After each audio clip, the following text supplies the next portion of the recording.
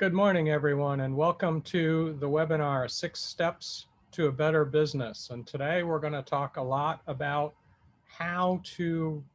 what the process is to grow the best business that you can grow. And so we're going to get started. I'm going to ask you guys to share in the chat box some information about yourselves, introduce yourselves essentially. And as we do that, I will be introducing who ActionCOACH is and who I am so that I can share with you why it is I've got some value in answering the question, how do you build a better business? So if you would, please share your name, your company name, your ideal customer, and what your number one business challenge is, or what you hope to learn today. And what is it that I can share with you?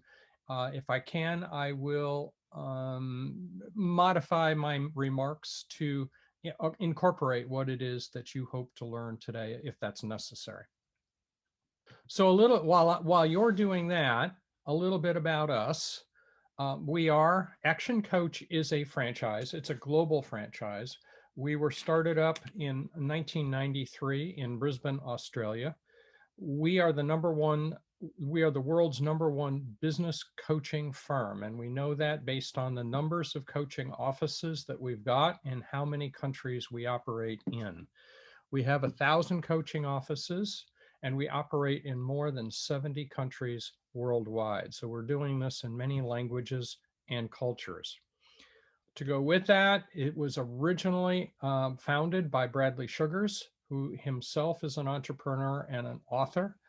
And many of the practices that we will talk about today are the practices that he has used to grow dozens of businesses along the way. He currently owns 9 businesses, including the franchise ActionCOACH. Our global vision is world abundance through business re-education. So that's the focus that we're working on, and that's the basis for many of the remarks I'm going to make today. We coach probably over 15,000 businesses each week across the USA, UK, Australia, and all of the other countries involved. That's just a short list of them. But as I said, it did start up in Australia originally.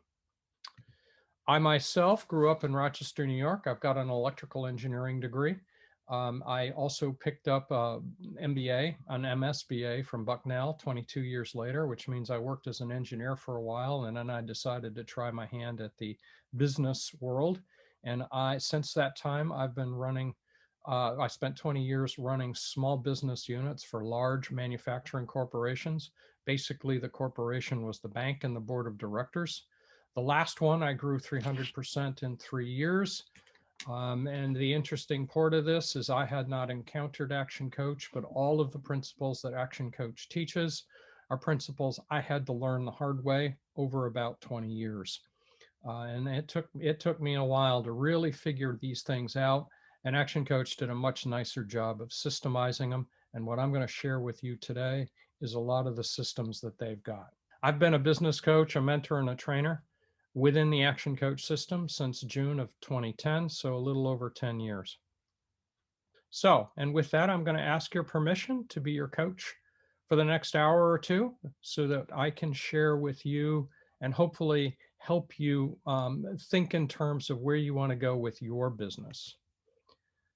My purpose today is you've invested your time with me this morning, and I appreciate that. And my purpose today is to reward your time investment with the simplest and fastest and easiest ways to grow your business, including increasing your sales and profits, including freeing up your time so that you can enjoy those profits, and help you create an amazing team so that they can do the work for you, so that you can do that and you can enjoy it as you go. And we'll talk a little bit about that as we go.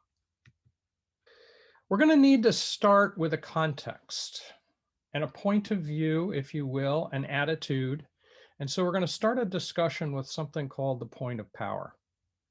So the point of power is this yellow dot. And we're going to talk about behaviors around that point of power. So there's behaviors below that point of power that we refer to as blame, excuses, and denial. Now think to yourself, what exactly results do blame, excuses, and denial bring? Do you have kids? Do you have teenagers in particular? Do they use blame, excuses, and denial? And a question I'll ask is, what does that do for them? And so we can think about that within our lives and within our businesses. If we're looking for people to blame or we're making excuses about why stuff's not done or why things are the way they are, then are we getting what it is that we need? Alternatively, if we accept the fact that the reality is what the reality is, and COVID has been one of those experiences, we didn't cause COVID, it's here. But if we take ownership of the fact that it's here and hold ourselves responsible for doing the things that we have to do, and therefore accountable to those things, then can we get what we want in the end? Generally, we speak of blame and excuses and denial as behaviors that lead to disempowerment. On the other hand, if we take ownership of our situation and do the things that have to be done in order to accomplish the results we're looking for, then we can hold ourselves as empowered to go get the results that we want. And we can focus our energies. And this, no matter what strategies I talk about, the core of it is this. If we hold ourselves as owning the current situation and therefore responsible for getting ourselves out of it, then we can take the personal initiative to make sure that we get to where we want to go, even if we've got to change strategies, even if we've got to change directions and do things just a little bit differently as we go along. Now, what that leads us to is that there is no failure other than the failure to participate, to pick it up and drive it forward, to do the things that we have to do in order to get the results that we're looking for. What that is saying is that life and business is a lab. There is no such thing as a mistake. There is no such thing as a failure. There is just an event that did not produce the results we were looking for. That's data. We learn from the data. We work with the data to tune where we're trying to get to make ourselves go forward in the way we want. So everything we try really is just data, and we take from it and we move forward. Now, that might mean we have to change a decision and try it a different way.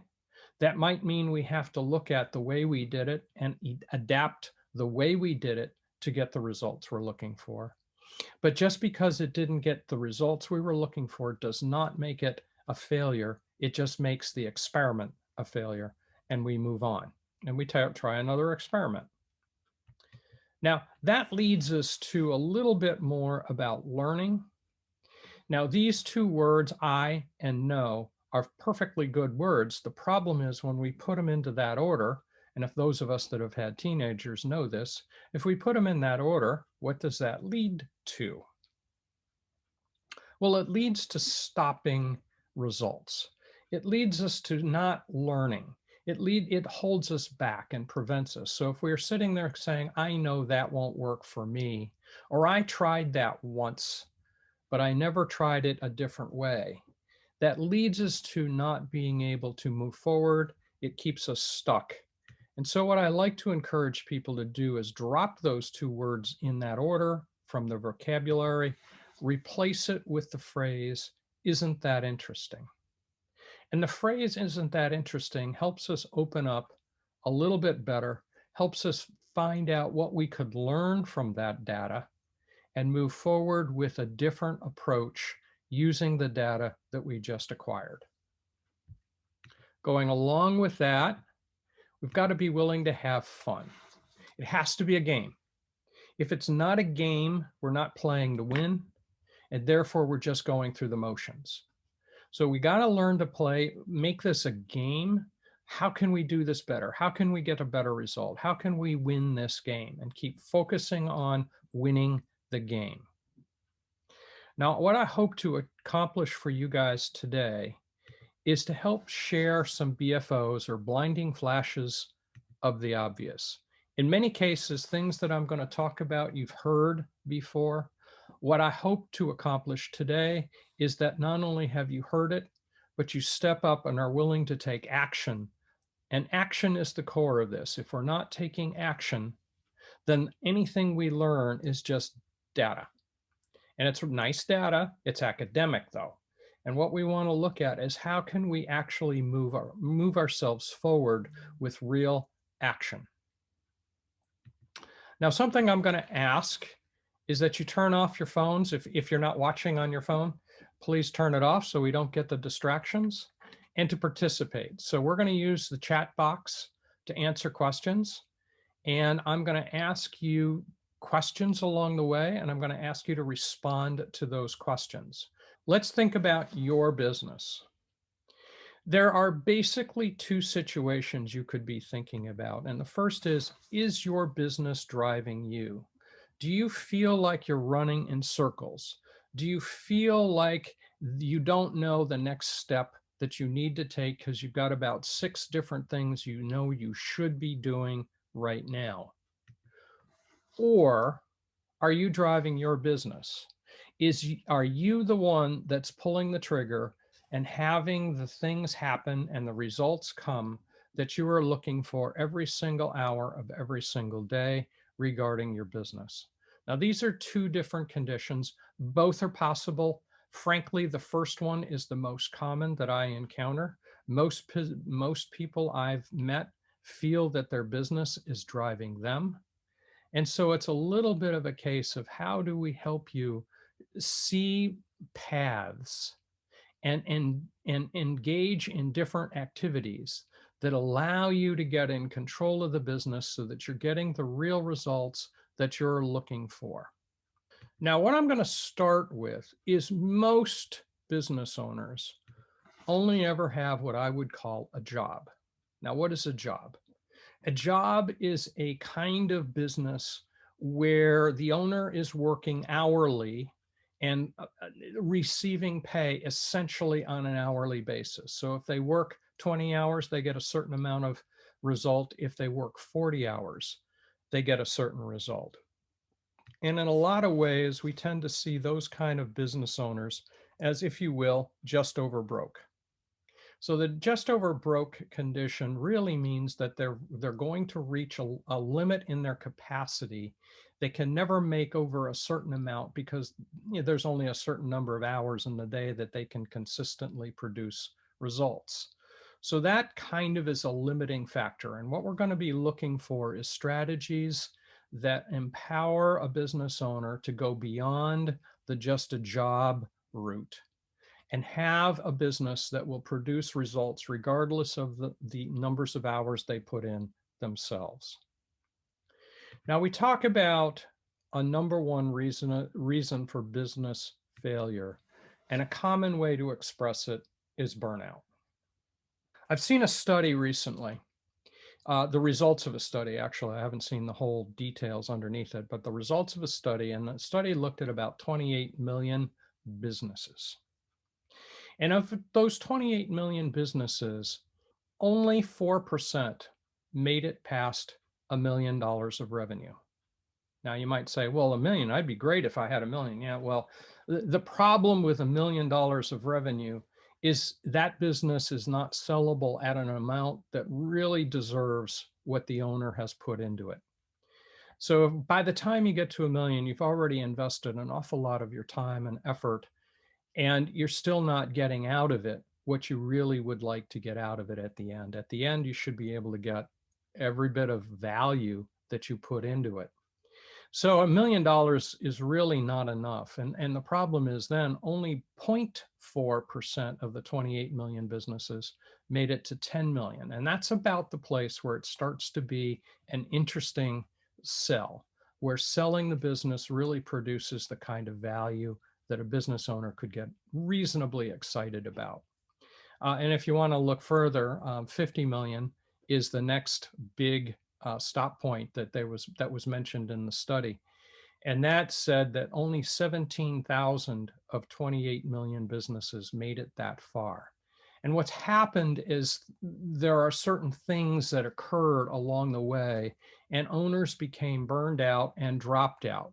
So it isn't that 4% or 96% made it to a million. It's that the 96% that didn't get past a million may have hit a number and either stopped and just barely made enough, or actually dropped back to a place that they felt they'd be more comfortable, and most of them actually dropped out. So there's a huge dropout number right there. I personally have seen basic categories of where businesses run into stuck points even before that million. And then there's another stuck point, I think, at around the 3 million mark. So these are just some interesting characteristics of business development that I want to talk about, because this burnout does not have to happen. There are other approaches. Now, think about what your definition of a successful business might be. The one I would share from ActionCOACH is to define a business as a commercial profitable enterprise. And we're going to talk about each of these stages. A commercial profitable enterprise that works without the owner. Now, this is a way to think about taking a business to a place where the business owner doesn't have to suffer burnout, that they've got a very good income from the business, but that they don't have to be at the business every hour of every day. The business does the work so that the owner can make the money. Now, the way we're going to approach that is with a 6-step process, hence the name of the webinar.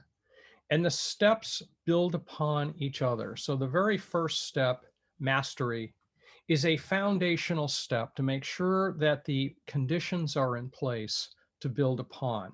So if you can think about building a house on a concrete foundation versus on a sand foundation, which one really survives the best, which one withstands the weather the best, and provides the shelter that was originally intended.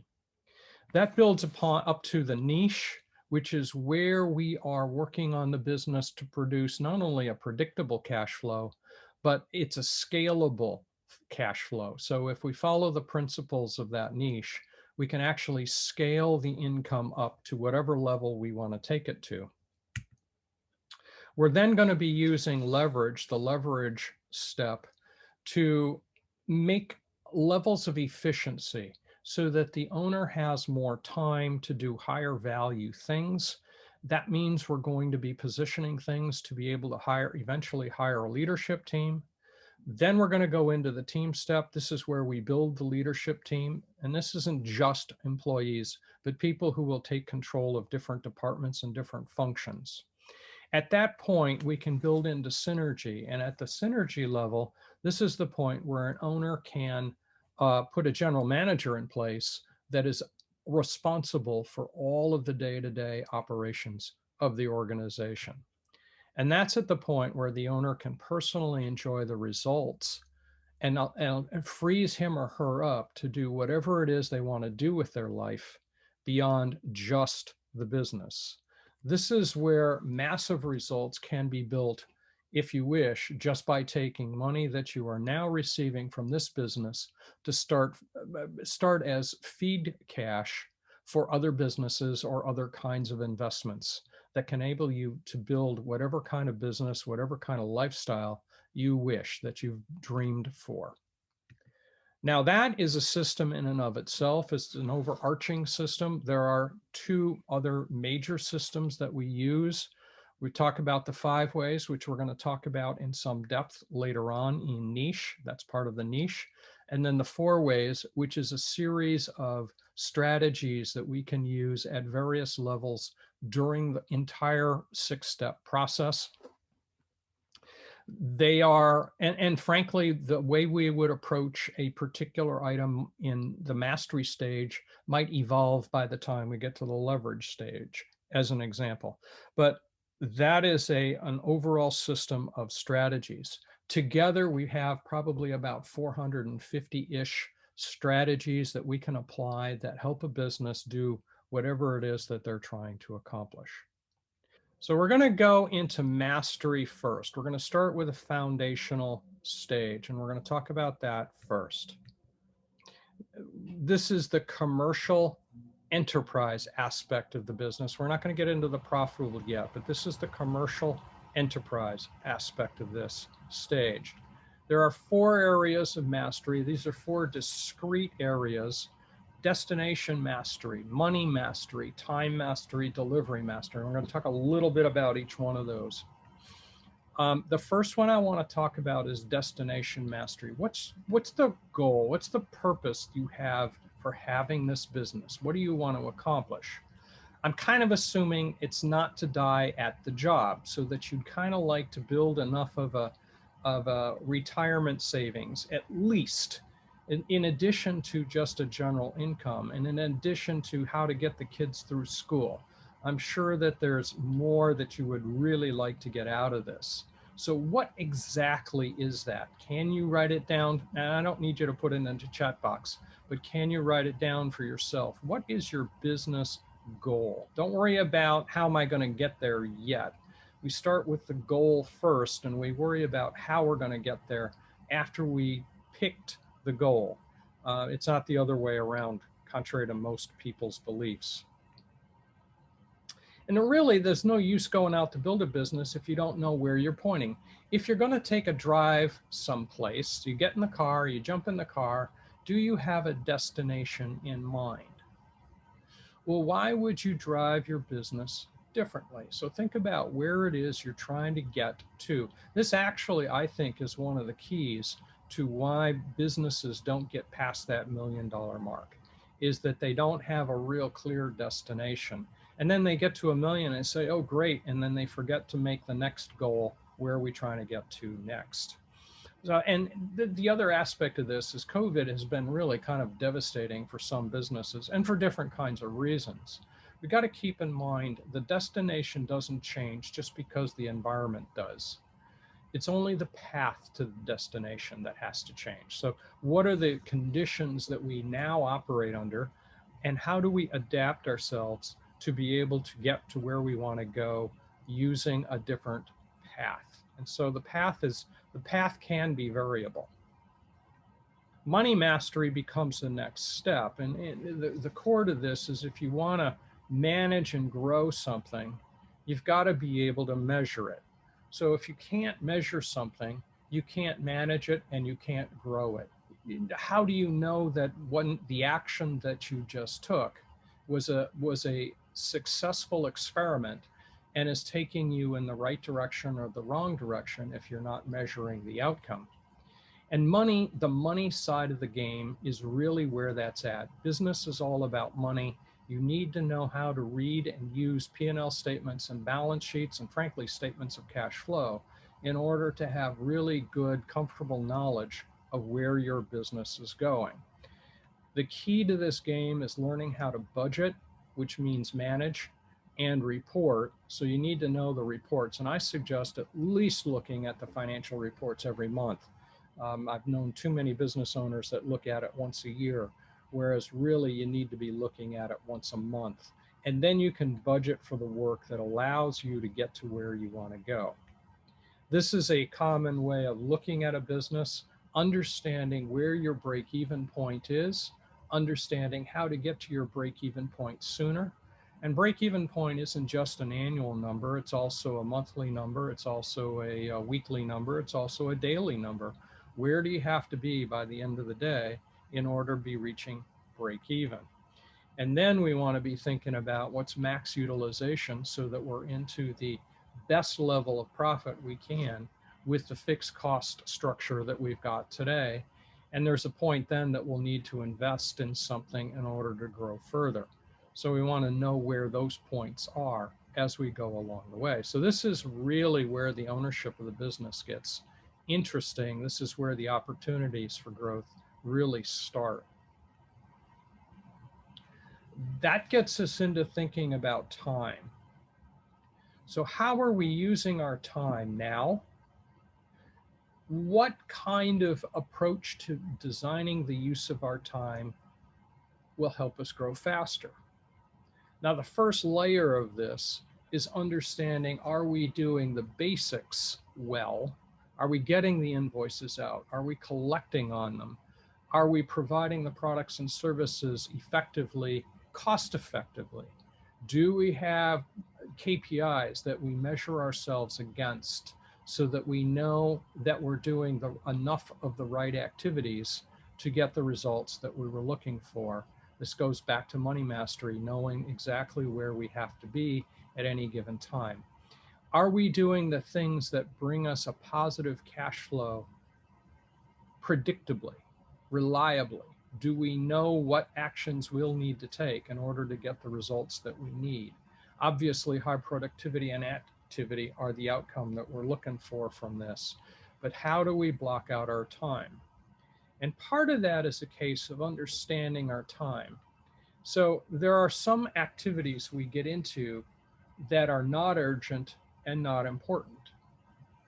Are those the right ways we should be using our time? Or are those just really just a distraction? There are other activities that seem urgent, but they're not so important for our goals.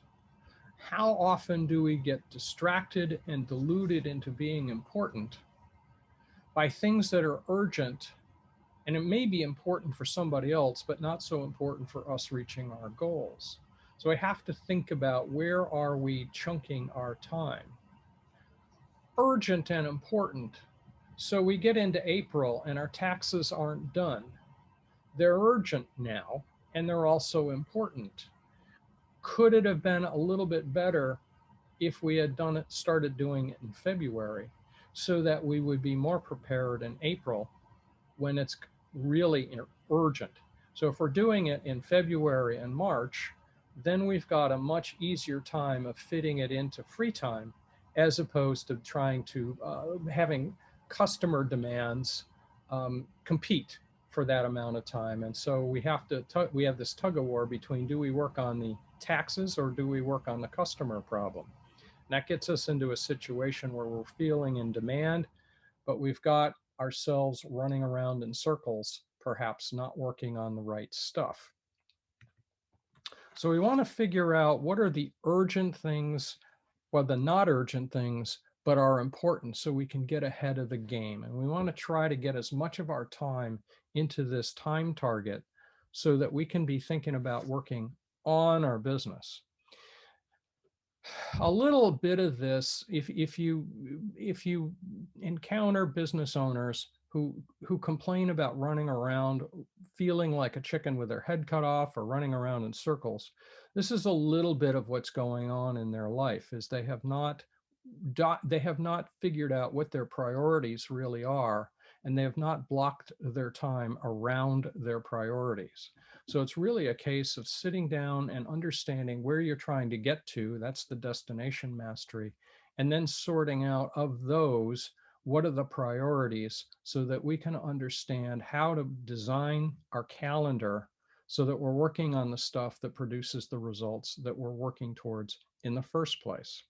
So we want to get focused on that central ring, and that central bullet in the target there. How do we focus on the high priority stuff more, and on the less urgent, less important stuff for some other time, or not at all? The next big category that we need to be thinking about is our delivery process. And this isn't just the delivery of our product and our service. It's the delivery of everything we do in our business, be it the marketing, be it the sales, be it the admin work. Are we doing it consistently? And consistency is the foundation for healthy growth. Customers want to know what to expect, what they're going to get. And so they're going to want to know, they're going to want to talk to people. They're going to want to look for reviews. They're going to want to find out, how do you deliver?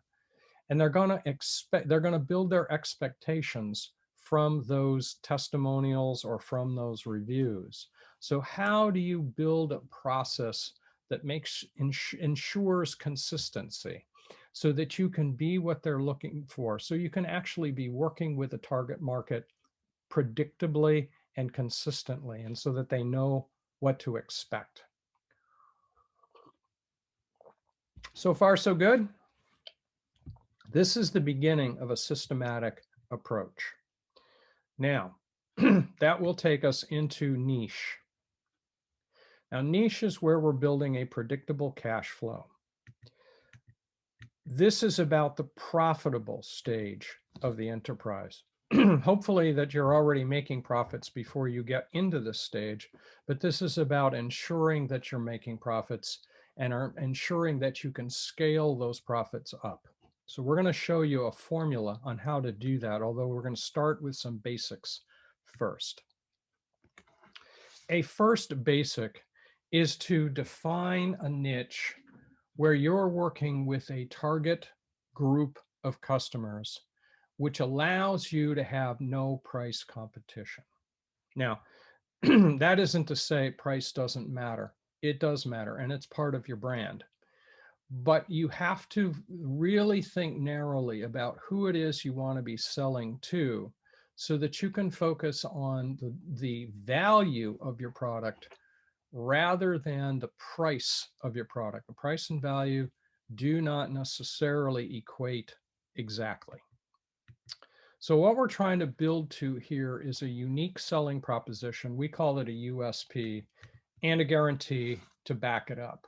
So what is really unique about what you sell and how you go about selling it?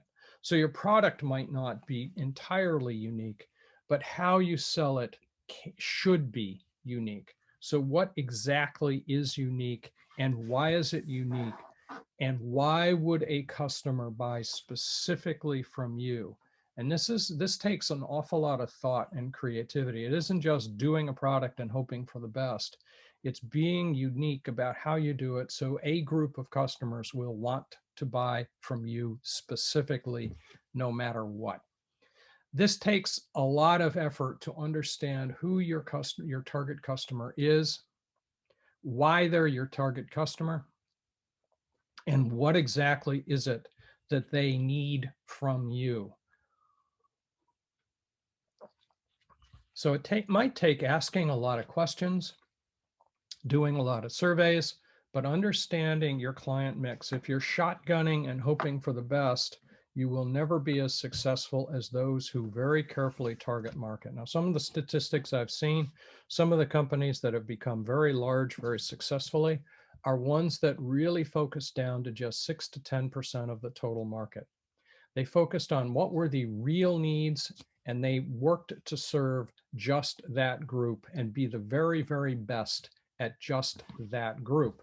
Now, they picked that group to be unique from other suppliers who were either shotgunning or had already settled in very good on different niches. On a company that comes to mind is Southwest Air, who is a kind of a quirky service, but they serve people who like that kind of quirky service, and they do extremely well. There are some other things that they've done that facilitate their cost effectiveness, but they've made a very unique service and a very unique way of providing that service. And so think of that as an inspiration of an idea of how you can approach your target market. How can you, which is the target market you can serve best and wants your services. Now, I'm going to pause for a minute again and ask you what you've learned so far. And I'm going to ask you to put it into the chat box. So we're going to talk about marketing strategy from a different perspective than most people do. And this is a process that's really very powerful and can be applied to any size business, any size business. It's what it is it's basically looking like a chassis. It's a frame that you can hang any kind of business. It doesn't matter the business model. It doesn't matter the business type. All of them fit onto this kind of framework. The core piece of this it requires the understanding of how to test and measure. I said at the beginning that there was no such thing as a failure. Every single thing we will do is a test. We try something, we see what the results are, we measure the results, and then we compare those results against a prior test. And what we're looking for is what kind of device or style or approach or strategy, which worked the best, and then how do we adapt it to work better? And we keep testing and measuring every single thing we do. And what I'm going to do in just a minute is put it into categories so that you can see it actually in action. So we're going to start with what we call the 5 ways of growing a business. Now, most customers only ever know how many customers that they have, how much revenue that they make, and how much profit they make. But in reality, those are just results. Those themselves are not things you can put strategies on. So they're outcomes from things you can put strategies on. And this is where we get really interesting. This is a formula. If we follow this formula, we can scale our profitability to wherever we want to go. So how does this work? Well, if you see in the red there, the numbers of customers, the dollars of revenue, and the dollars of profit. As I said, those were outcomes. What really happens here is we look at the number of leads we get times how many of those we can convert. That's how we get the number of customers. And we can build strategies around the numbers of leads and strategies around conversion rates. So then we can get customers. Now, once we've got a number of customers, we can start to look at how many transactions per customer per the period of time. And for example, we will use 1 year. So how many transactions per customer per year? What is their average dollar sale? We multiply those 3 numbers together and we get revenue. And then revenue times an efficiency factor, which is profit margin, produces a profit. So this is a formula that empowers us to go anywhere we want with our business. Let's put some numbers in and play. So let's pretend we've got a business with 4,000 leads per year. They convert 25% of them, and therefore they've got 1,000 customers. Simple math. Now, of those customers, the average number buys twice in that year. So many of them might buy once, and a few of them might buy 3 or 4 times, but the average is 2. Similarly, the average transaction value is $100. Now, it might be that many of the customers spend 10, and it may be that many of the customers spend 1,000, but the average works out in this case to be 100. So how much revenue do we have now? Well, we've got $200,000 of revenue because that's 1,000 times 2 times 100. Now, if we have an efficiency factor of 25%, we've got $50,000 worth of profit from this little business. Now, that efficiency factor is just how much money does it take to run our business. That'll incorporate both gross profit and fixed expenses into the calculation in this particular case. Although with some businesses, we've broken it down even further so that we look at it because we're dealing with different kinds of problems in there or different kinds of challenges in their business. Now let's pretend with this business, we're going to do some strategies. And we're going to spend the next year and we're going to increase our activities so that we increase each one of those blue variables by 10%. So think about how you're doing lead generation right now. You're getting 4,000 leads in this particular case. And if you want to do this for your business, feel free. You're getting 4,000 leads in this case, and you want to increase that. So how are you doing it now? How cost effective are those methods? Is one of them, is it possible to do one or two of them better and get more leads? What's another process you could do to get more leads? And then we can add that. And I've got a list of about 85 different ways we can approach this. And then within those, there's many different ways to do that. But in this case, we have decided on a certain plan and we've reached 4,400. That's a 10% increase. Now then, we've been converting at 25%.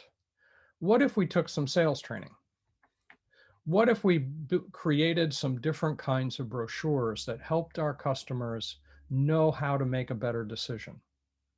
What if we improved our website? What if we improved our SEO? What if we did things that allowed people to have the information they needed to better decide how to buy from us? Could we increase it from 25% by 10%, which takes us to 27.5%? The answer is always yes. It's just a matter of what do we got to do with that specific business? Now then, how many customers do we have in this business at this time? Well, 4,400 times 27.5 is 1,210. We didn't just increase our customers by 10%, we increased our customers by 21%. So that's a good step in the right direction. Now, we've got a history of 2 transactions average per customer. Are there things we could do that helps them increase the number of times, the average numbers of times that they buy? Could we inform them of what we're doing more of so that they decide to come back more frequently? That's why you see marketing out there for many cases. In this case, could we get from 2 to 2.2? And that just means increasing a few people a few times so that we can get 10% more transactions. This is where it becomes a little bit scientific. Now then, the average dollar sale has been $100. Are there things that they don't know they could buy from us that they could make their lives easier if they did? Is there stuff we're doing that they don't know about? Could they buy more stuff? And frankly, could we raise our prices a little bit? There's any number of strategies that we can employ that will allow us to increase that average dollar sale. Could we get it up from $100 to $110? Now, what is it in your business? If you think about it, what are the numbers that would be important for you to change to be able to drive this up? Well, what have we got for revenue now? Well, 1,210 times 2.2 times 110 is 292,820. That's almost 300,000. That's a 46% increase in revenue just by increasing 4 variables and working at them in a strategic kind of way. Now then, we've got an efficiency of 25%. Can that efficiency be improved from 25%? Well, most of the time it can, and there's about 30 some strategies to be able to approach that. Cutting cost, of course, is one of them. It's not always the best one because there's a point where cutting cost starts to cut capacity. So we have to think about it a little bit carefully. But can we increase it 10%, which again would take us to 27.5? Now, what's our new profit? Well, now we're taking home $80,525. Now, that's a 61% increase. Is that something you would like in your business? So think about that. Could your business be grown in a similar kind of way? So we're going to look at it one more way here in a minute. But think about that in your business. Now, what if we did this for a few years? Don't know how many, but suppose we did this for a few years and we increased each of those variables by 10% and then 10% and then 10% more and then 10% more. And we got ourselves up to a 100% increase. And no, that's not 10 years, by the way. Now we've taken the number of leads from 4,000 to what? Well, it's now 8,000. We've done a lot more work in our marketing. And we've increased our conversion rate 25% to 50% by getting that much better at selling and converting. So how many customers do we have? Well, 50% of 8,000 is 4,000. So we've increased the number of customers by a factor of 4. Now, similarly, the number of transactions, the average increase by 100% would be 4, would be done by better communication with the right customers so that we've got the people that we really do best with buying from us more and more and more. And similarly, working with the average dollar sale, doing a better job of upselling and helping them buy more of what they need from us. So now we've got 4,000 customers with 4 transactions at $200 a piece. What's our new revenue? $3.2 million. Is that a growth rate you would like to do? So then it takes just sitting down and looking at these various variables in a very strategic kind of way. Similarly, our efficiency factor, increasing it to 50%, brings in 1.6 million to the owner as profit. But this is a different business than the original $200,000 business. To get 8,000 leads, we've got to focus an awful lot of effort into our marketing. To get to 50% conversion rate, we've got to have an awful lot of resources into selling. To serve 4,000 customers, if we've only been able to serve 1,000, we now have to have a different delivery process or a different team to be able to manage 4,000 customers 4 times per year. So this is where it's a different business. It probably has a substantial team. A $200,000 business in principle can be run by one person. A $3.2 million business might have 10 or 12 or 15 to try to operate it successfully. This is where the team building process really gets important, but it's also where that delivery mastery was really important, so that we had the tool to be able to train the team. And then it's going to help us in terms of the next real step, which is how we're going to leverage this business for efficiency. So we got a lot of work that we'll have to do in order to facilitate that kind of growth. We won't be able to do it simply from this leverage factor. We're going to have to incorporate some other activities as we move up the scale. And then it continues on from there. So that next step is leverage. And this is a case of sitting down and understanding how we make the business work for us. And it's about building systems. Now, we like acronyms, so we treat the word systems as saving yourself time, energy, and money. So just kind of a cute little trite thing there, but to make this a little bit of fun. But this is the core of it. Now, in systemizing a business, there are 9 key steps. I'm going to run through them here in just a little bit. What I want you to pay attention to, and this is where everybody gets confused.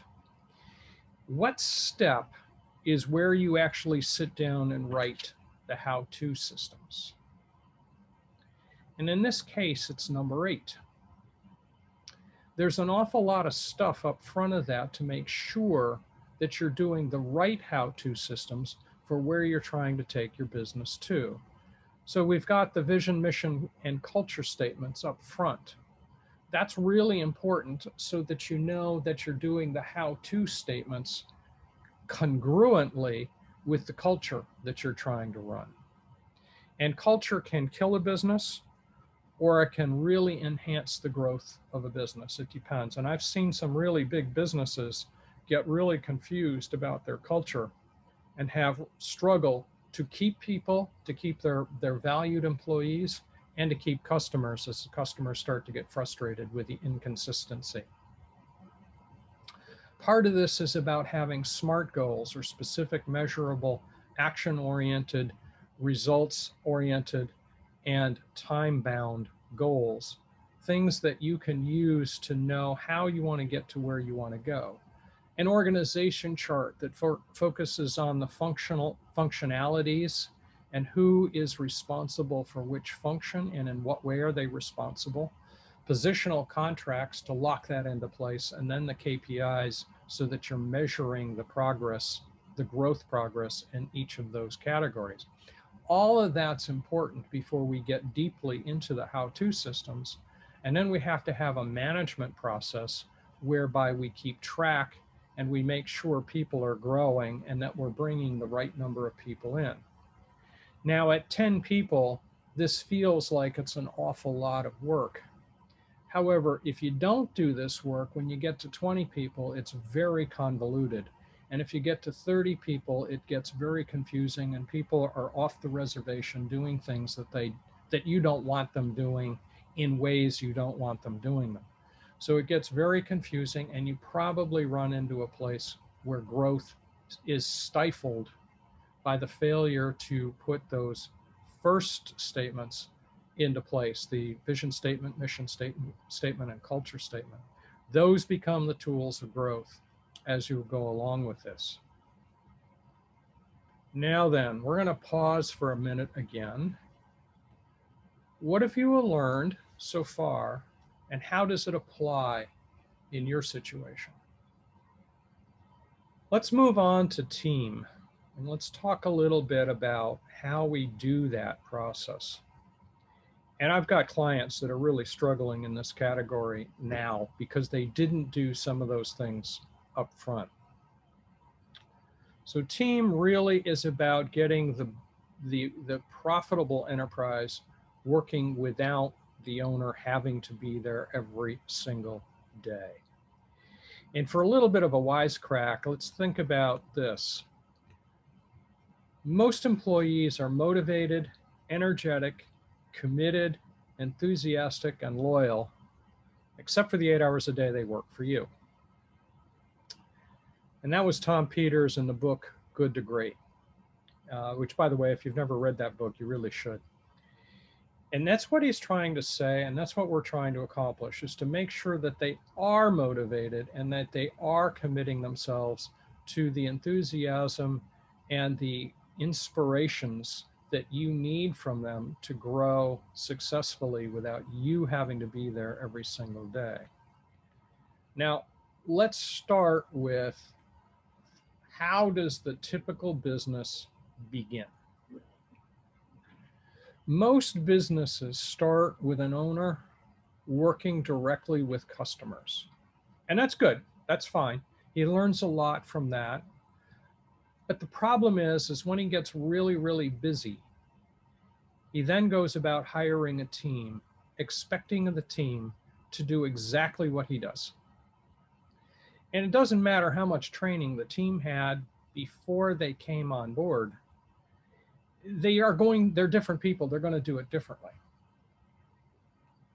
So a far better perspective or strategy is for the owner to understand what he has to do is involve 100% or commit 100% of his energy, enthusiasm, and time to training and developing the team so that they can do it exactly the way he would want it done, so he can serve the customers exactly the way they need to be served to meet the commitments of the brand for that particular target market, so that the customers can then buy stuff from the business repeatedly and enthusiastically with lots of referrals, and so that the owner can achieve the results he's looking for. The business can now take care of the owner. Now, all of the things we've talked about in front of this is about how to involve the team, how to train the team, all of those things that we did with delivery mastery, all of those things we did with destination mastery, all of the things we did to build a vision and mission statement are all about knowing which kind of people to hire, and then learning how to train them so that they can do things that produce the results for the customers that we're looking for. And that's where the opportunity is. If the owner stays focused on serving customers directly, it becomes very onerous to train the team properly. The team may never get trained properly. And this is where, when I mentioned at the beginning that 96% don't make it past $1 million, and that even more don't make it past $10 million, this is where they get hung up. They get hung up on being able to lead a team and manage a team in the right ways. We are going to talk a little bit about this in detail, in the sense that I'm going to share with you the 6 keys to a winning team. It seems straightforward. It takes a lot of work. The first key is strong leadership. This is not about dictatorial versus democratic. That is not the conversation here. It's about having a really, really strong vision, a really, really strong commitment to that vision, and living that commitment to that vision every single decision that we make. And it's focusing everything that we do around that vision and around that target market. It's then building a common goal. Now, in the beginning, the owner needs to set the goals, but as the team begins to grow, the word common becomes more important. So the team needs to be part of the goal-making process. So the team's probably not going to get motivated by the owner buying a big, huge boat, but the team will get motivated by accomplishing something that's a really big, audacious goal, so that we can collectively together accomplish something really big and important. Part of the game then is rules of the game, which is really a way of saying culture. We need to have a culture in place that's a desirable culture that the right people are going to want to work in. So if we're all a bunch of pirates working against each other, that's probably not a fun place to work. And I do know companies in that stage. On the other hand, if we've built a culture of teamwork, and we've built a culture of open communication, and we've built a culture where blame is not a big part of the way we work, then a lot more people are going to want to stay, they're going to want to join us, and they're going to want to perform. A very clear action plan: who does which piece and when is it done, and who gets it from there, what's the handoff process, and how do we all work together. So we've got a very clear roadmap of functions and organizations, so that everybody is clear about what's the next step for each customer, what's the next step that we need to accomplish to grow. All of those become important. At a certain point, everybody's trained enough that we can allow them to take some risks. As the owner, we learned how to do stuff by taking chances.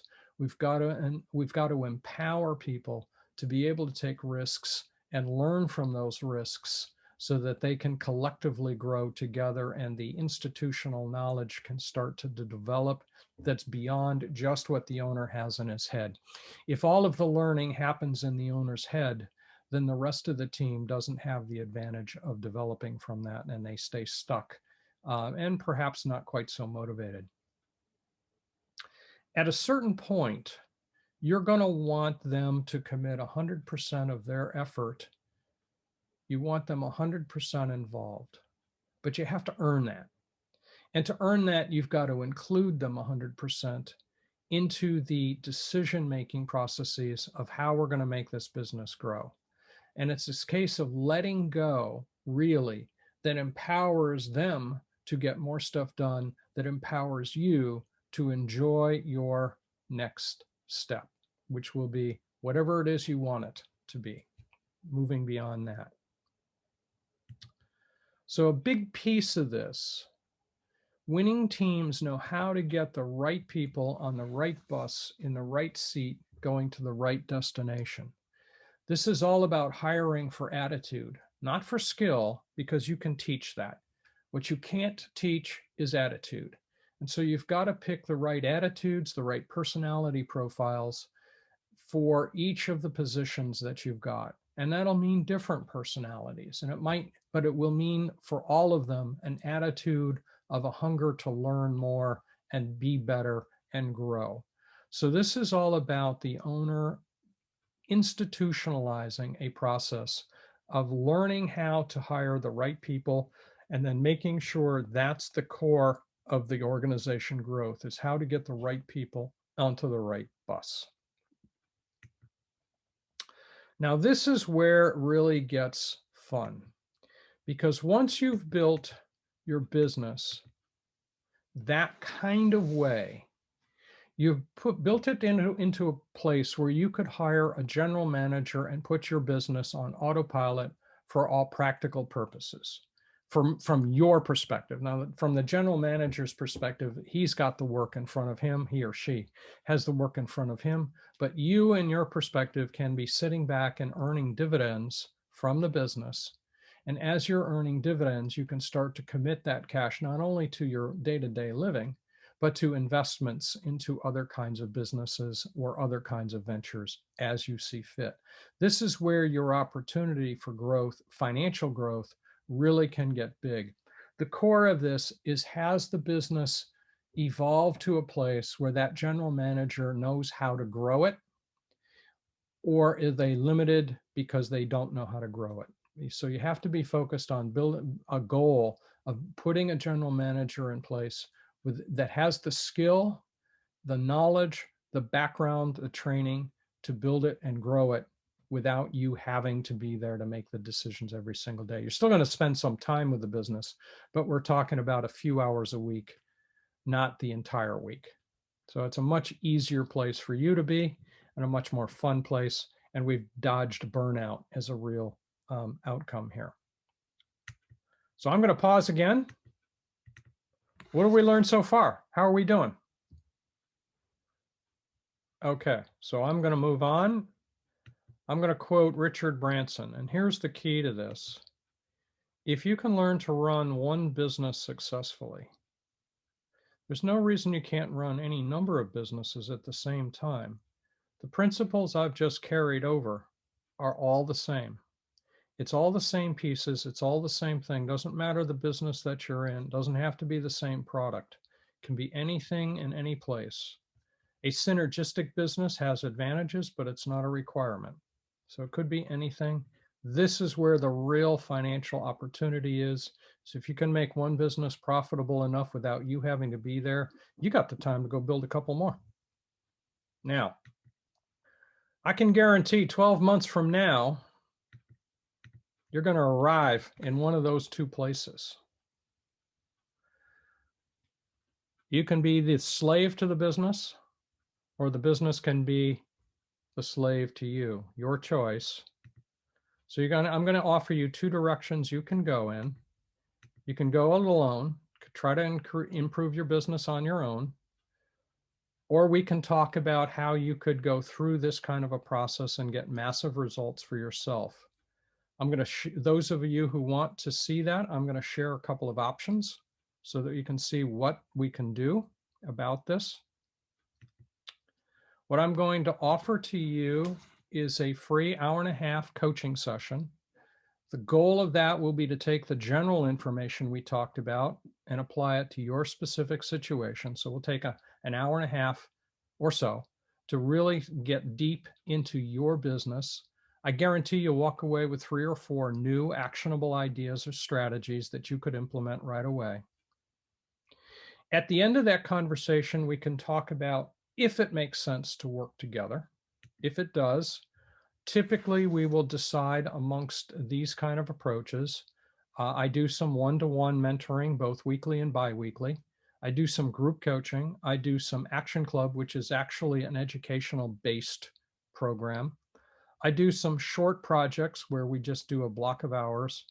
And every quarter, I do something called Growth Club, which is how we plan for we make a plan for the next quarter.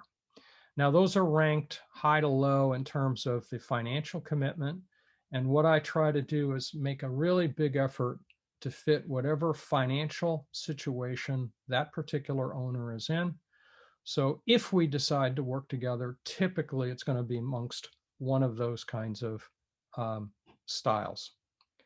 And if you want to talk privately about amounts, then we can talk about that.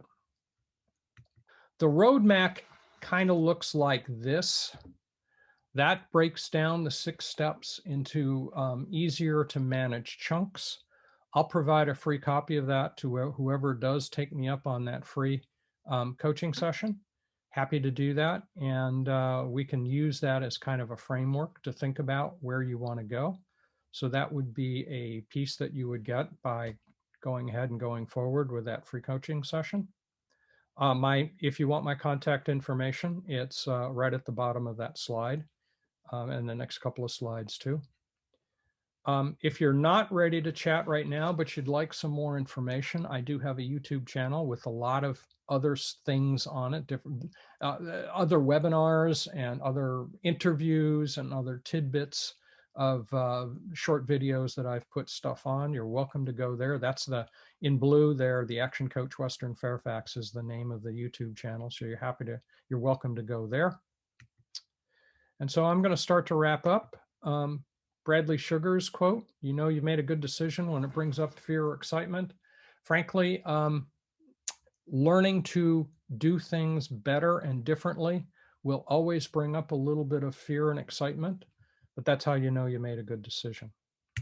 And so with that, I will pause.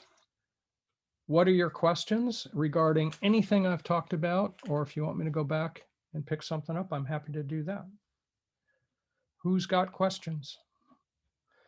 Well, if not, you've all got my contact information. You know how to do that. What I'm going to ask as a favor of you, if you got some value from this webinar, please post a 5-star review on Google, on LinkedIn, or Facebook, or any other place you would like.